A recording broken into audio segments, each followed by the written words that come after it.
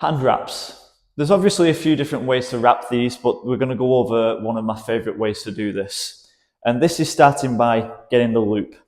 And there's two sides to this. There's the smooth side here, and then there's the other side which is kind of knitted together. And we're going to place the loop and have the part that is knitted together facing towards our hand. We're going to spread the fingers as wide as we can, and we're going to go around 3 times. From there, once we've done that, we're going to pinch this together, slide it off the fingers, and then this is going to form kind of the first protective layer over the knuckles. So already we've got a bit of cushioning on the hand. We're going to bring it around to the front of the palm, and then from there, we're just going to loop round the knuckles again twice. Okay. And then from there, what we're going to do is we're going to now start wrapping it around the wrist. And I'd recommend going around 3 times. Now, depending on the length of wraps that you've got, of course, you can go around a few more times. But I would advise that you wait until the end so then you know how much is left, so you can go around the knuckles more or around the wrist more. So once we've done that 3 times, we're then going to feed that in between the index finger and the thumb. From there, we're going to then bring that tight around the back of the thumb, and this is when we're going to start then bringing it in between the fingers. Now, don't worry if this is kind of overshooting the fingers to begin with, because when we start going through the fingers, that's going to kind of pull it back a little bit.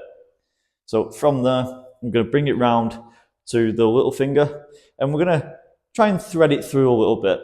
So kind of like just bringing it to a tighter position, and then bringing it around the knuckles again afterwards.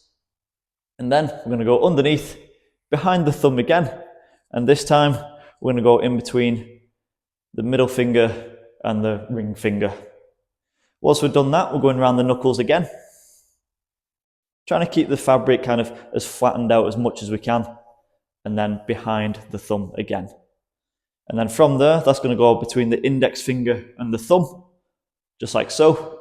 And then on this last one, we want to go around the knuckles twice. So once and twice. Okay, and then from there, obviously that's kind of keeping everything tight in that position. So from here, again, depending on how much fabric you have left, you can go around the knuckles again, or we can start kind of climbing the wrist just to give that more support there. So these are 4 meters, this one that I've got. And then it's kind of on the last few wraps, you want to try and make it a bit tighter, making it feel as secure as possible. And of course, fasten her up. So there we've got a full covering of the hand. Obviously we've got the wrist support, and then if you make a fist, if you clench your hand, you can obviously kind of feel that padding over the knuckles. And what we can do is, if we know that we're going to be using kind of like battle ropes quite often, or grabbing things or doing grappling, and we want to just a bit more kind of like skin feedback, then basically what we can do here, we can kind of see a bit of skin showing between the thumb and the palm.